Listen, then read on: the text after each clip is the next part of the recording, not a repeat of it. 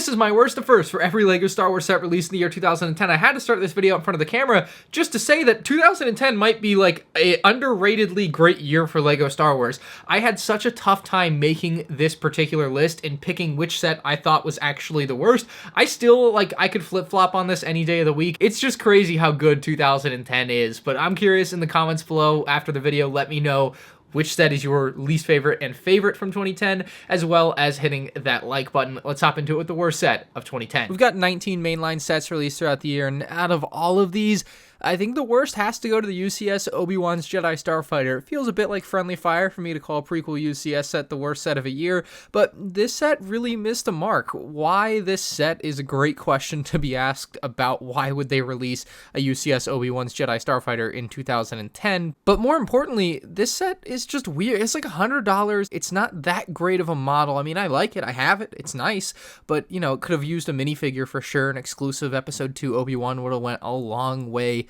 for this set, but at the end of the day, what I remember at the time when it came out was it's overpriced, it's got no figures, and I just didn't care about it. Speaking of overpriced, we have the Swamp Speeder, a Toys R Us exclusive with only 176 pieces released for $30 US. Remember, this is 2010, so you adjust that for inflation, and it looks even worse today.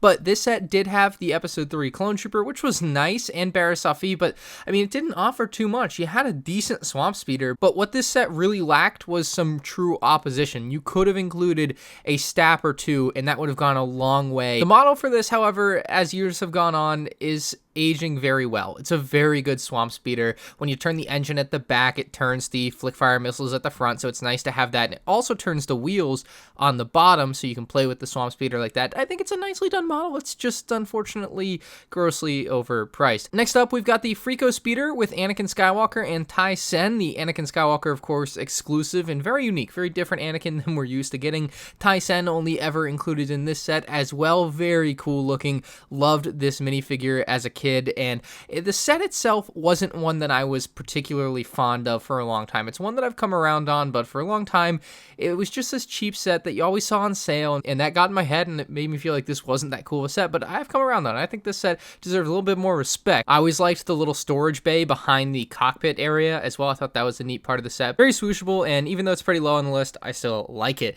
Next up, we have the Luke's Landspeeder. Definitely, at the time, was regarded as an overpriced set at $25 with, I believe, 163 pieces, but it did have the Stormtrooper with the Imperial droid. That was really nice. And then we also had R2-D2, C-3PO, Ben Kenobi, and Luke Skywalker. So in total, 6 characters in this set. Felt very generous, and I think this set really ages well because of that character count.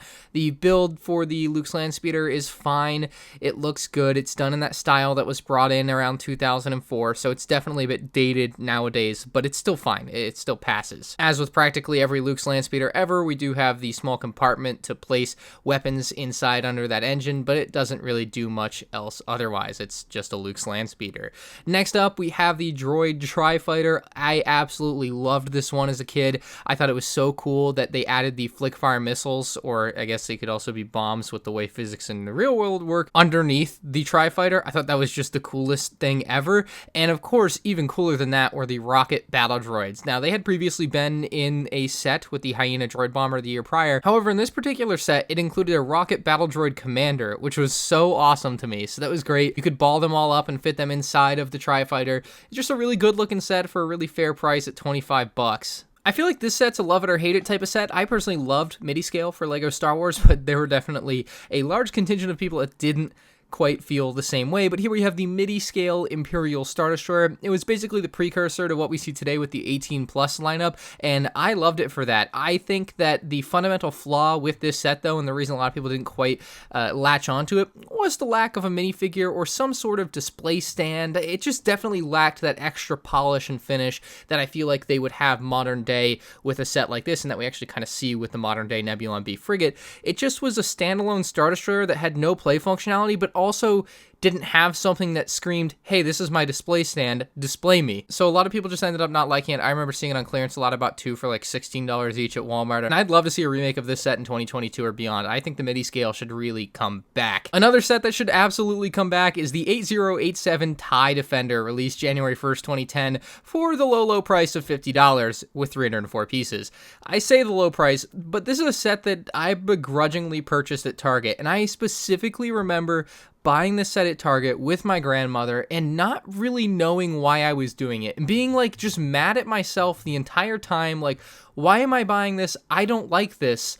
And I bought it. And I brought it home and I built it, and I don't know why I bought it. I cannot to this day figure out why I bought it. And for a long time, I really didn't like it. I had it in my collection, and it just was stinking up on the shelves. And then at some point in the last couple years, it really clicked with me that this is such a cool set. It's a set that I would every once in a while just pick up off the shelf. You can grab it by its middle section and just twist it around, because the wings on the outside are supposed to spin around the cockpit, which I don't think is like an accurate function to what we see in universe with the TIE Defender, but it was such a fun play feature with the Lego set that I just don't even care. The cockpit was nice, although definitely a bit dated by today's standards with the TIE Fighter cockpits, but I think when they first did it, it was pretty good anyway, so it works out. You only got 2 minifigs in this set for $50. I definitely think having a third character in this one, a named character at that, would have gone a long way. Cad Bane Speeder, another $50 set, back to back here. These were both overpriced at the time, and even more so today, obviously with inflation calculated into that, but Cad Bane Speeder was really good. At least it had 5 minifigs here, 318 pieces. We had the Senate Commando alongside the Senate Commando Captain, an assassin droid also included in the set, and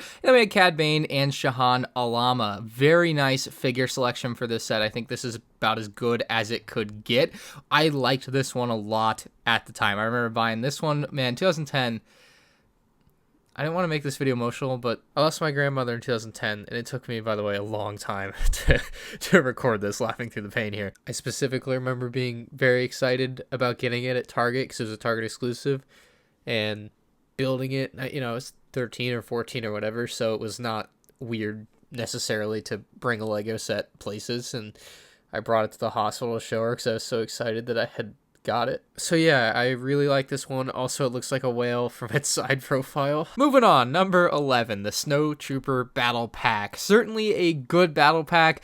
The biggest issue with it for army builders like myself was that little base build where you just had these parts that didn't look great when amassed together, but otherwise this was a really fun one, and I remember being specifically excited about that AT-AT pilot coming in such a cheap set, because prior to this set, it had only been in the bigger AT-ATs. So that was a cool thing for 13-year-old me to get. Cracking the top 10 here, we have the Rebel Trooper Battle Pack. I just think this is a slightly better battle pack than the Snow Trooper Battle Pack, but they're obviously pretty close to each other here on the list. It's a really good one. It's got Zev Sineska, which is a named character in a battle pack, although I felt less strongly about it then, and certainly a character that looks like just a generic Rebel pilot is a little more passable than Ki-Adi-Mundi in a battle pack for me. But I digress. Those Rebel troops look great and were awesome to have for the Battle of Hoth, and then I loved the speeder build. I think that's still one of the best small Lego speeder builds to this day. Also, by the way, in the picture, it's missing the brick under the seat. He's just floating there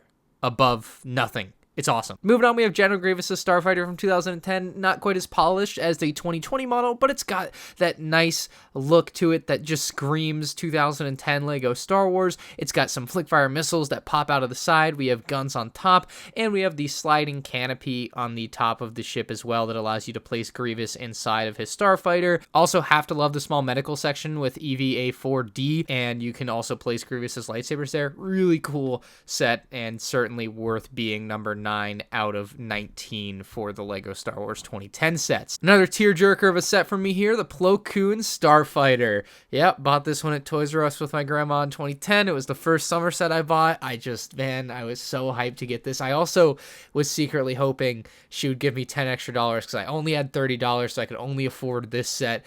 I was secretly hoping for $10 extra to get the Wampa Cave at the time, though, but that didn't happen. But I ended up with this, and it's such a cool Jedi Starfighter. Still, when they were doing those Jedi Starfighters every year. Coolest thing about this set by far was the ejector function for Plo Koon. He certainly could have used that in Star Wars Episode 3 when he got shot down by the ARC 170s. This Slave 1 at the time was really thought to be overpriced. I have definitely come around on that notion. It was $80 at the time. Actually, maybe it was overpriced. Who am I kidding? But it did have Bossk, it had Han Solo, and the redesigned Boba Fett, so we got a bunch of new characters in this one, plus the Han Solo and Carbonite piece, which has been used in a lot of sets since this came out, but when this came out, it was a big deal. It was a big transition for LEGO Star Wars, getting that Han Solo in Carbonite piece that you could actually place Han Solo inside of, as opposed to the Han Solo and Carbonite brick, which was just a brick, and it was honestly kind of lame. But this Slave 1 was much more true color-wise to the actual Slave 1. Absolutely a great move from LEGO there. You had an auto-firing flick-fire missile in the middle of the ship, as well as flick-fire missiles that could pop out of the side of the ship. You could, of course, place Han Solo inside, and then, of course, the standard rotating wings and rotating cockpit area with Boba Fett inside.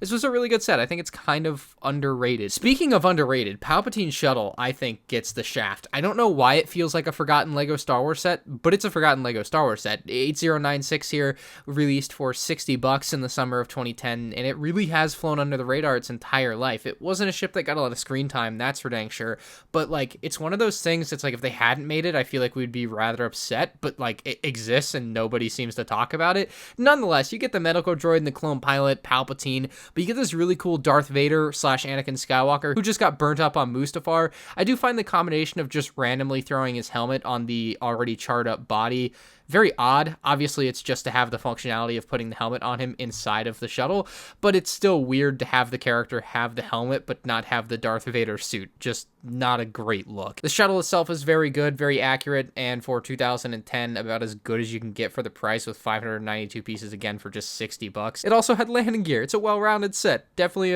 would recommend picking one up if you don't own one. The Wampa Cave, a set that has only been available once as a standalone set for LEGO Star Wars, somewhat surprisingly, because the Wampa Cave seems like it should be remade as its own thing, maybe with the new 18+ line here in 2022 and beyond or whatever. As far as characters went in the set, you had Zev Seneska, who we already had in the battle pack, so that's kind of a weird like combo to have a battle pack figure in a set like this. That's the stuff I definitely don't like. But we did have the Hoth Luke Skywalker, and then a skeleton, I guess, counts as a figure. But obviously, the Wampa, bro. The Wampa. He's jacked. He's the Wampa. Look at him. He eats nothing but chicken. Yeah, the Wampa is probably the best big fig that has ever and will ever be made to grace our LEGO Star Wars collection. So along with the Snowspeeder, obviously, as far as the build goes, you actually got a pretty sizable Wampa Cave. It had the rib cage of a previously eaten animal, and the play function was the ability to have Luke Skywalker's lightsaber fly out from being stuck in the ice and into his hand. Now, while this function looks good, and it does function, there is not a chance you're going to get that lightsaber to actually fly into his hand, because you actually have to clip it into his hand. It can fly towards him and hit him in the face. That'd be funny. Coming in at number 4 for the year 2010 is the 8129 AT-AT Walker, releasing for $110 with 815 pieces, was a Toys R Us exclusive. While I think the 2020 AT-AT is better, I still deep down inside, this is my favorite because of nostalgia. I think I got it for Christmas that year, but at the time it had a new Han Solo and General Veers minifig, and LEGO made sure to tell you about it. They don't tell you about these sorts of things anymore. How am I supposed to know when a figure's new? But obviously we also got Luke Skywalker, C-3PO, Rebel Trooper, 2 more Snowtroopers, and an AT-AT driver. That's a lot of minifigs. That's 8 minifigs in a $110 set. This is what I'm talking about for LEGO Star Wars. This is what sets should look like, but they don't. It felt like about as small as LEGO could make an AT-AT, but I think I really appreciate it for that. It was really compact. It didn't present anything extra, it just did everything it needed to do, and it did it well. The interior was maybe the worst part about it. You just had a real lack of space. Like, you had this slide out thing where you could put a couple snowtroopers and then General Veers in the middle, and he's looking at the shield generator, but he's really supposed to be in the cockpit with the AT-AT driver. But it's 2010, so we can only fit 1 minifig in our cockpit. Moving on to the third best set of 2010, the 8088 ARC 170 Starfighter with 396 pieces, released for $60. This one's awesome. It's got Kit Fisto. That's right there. You just stop right there. Like, it's got Kit Fisto, you're happy. It also does have the astromech droid, R4P44, Captain Jag with the blue markings, and a regular clone pilot with the black markings. Oh, this is a great ARC 170. This is definitely better than that 2005 version, as good as that was. You have spots for all of your minifigs inside of the vehicle. You've got very big engine intakes. Always really liked that about this specific ARC 170. You've got the swivel cannon on the back that obviously swivels at the same time on the top as it does on the bottom. I'm getting excited here near the end of this video. There's a lot of good stuff here. I get really excited talking about these ones that I like. I'll tell you what. Speaking of sets I like, the 8098 Clone Turbo Tank is godly. Released for $120 in the summer of 2010. 1,141 pieces released for $120 in the summer of 2010. I remember so many Skype calls with my buddy Austin and probably other people just talking about this specific set and how badly we wanted to buy it. It at the time was probably the most exciting set to come out in that summer. You had a regular Clone Trooper. You also had a Clone Trooper Commander, but the thing with those Clone Troopers is their armor was very much optional. It's just this kind of standard black armor they included in the battle packs too, and like people just a lot of the time, myself included, would just not put the armor on to have the regular Clone Troopers. We also had Cad Bane and Ayla Secura, of course, the highlight minifigs of this set, and then kind of the throw-ins with Anakin Skywalker and Ahsoka, those Clone Wars versions that we had already been getting for a couple years at the time. They weren't anything special for the set, but oh my lord, that Clone Turbo Tank is not only bigger than both other versions released, but it's so much more well polished in my opinion. It's just got a much more finished off look for the Turbo Tank, and it's a more bulky look, and I think I like that about it. I think I like the bulkness of this Turbo Tank. You also get an ATRT and a little command post as throw-in builds. Those are really great, and you can actually fit them inside of the Turbo Tank. It was actually one of the few things I didn't like about this Turbo Tank was actually having those inside, and the loss of the troop carrying platform inside there that I used to use a lot in the 2005 version when I played with it when I was young. That's probably the one downside of this model, but it's such a well-polished build. It's got the flick-fire missile on top. It's got the carrying handle, so I believe you could either mod it or it did work out of the box with the Republic dropship that had come out the year prior. I guess we shouldn't forget the suspension on this thing.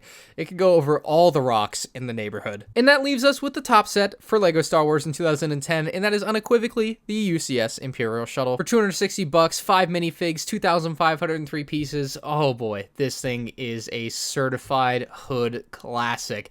It is massive. I'm sure you've seen it in the background of my videos, or if not, you've seen my review of it.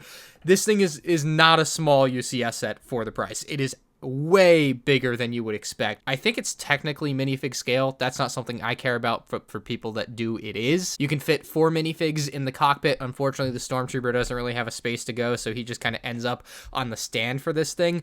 By the way, the stand for this thing is so cool. It actually can hold the entire thing up in its flight mode so that you can just have it displayed with its wings down. It holds it like 1.5 feet in the air or something. It's a really tall stand and sturdy enough to support it. It also does have a separate stand for when you want to have it landed. It's, I guess, the landing gear for the set, but you can actually just attach a landing gear to the bottom of this thing and have it just sit on your shelf that way. And I mean, it shouldn't have to be said, but the near studless look of this thing is so gosh darn beautiful. It's so nice to see so few studs on a Lego set like this. Like Lego usually, and they probably did purposefully leave a few studs on the top of this thing, but for the most part, it's a studless beauty. So let me know down in the comments below what your favorite Lego Star Wars set was in the year 2010. Do you have any emotional stories like I do for the Cad Bane Speeder and the Plo Koon Starfighter? Man, that was tough, man. They're happy memories looking back at them now, but man, it's one of those things that just cut deep, and I'm sure a lot of people have that connection with Lego in some set somewhere. You just have this deep memory that you don't like thinking about, but it's really just means something to you. Anyway, if you enjoyed, a like would be so appreciated on this one. Subscribe if you haven't already. You can check out more Lego Worst to First on the end screen now.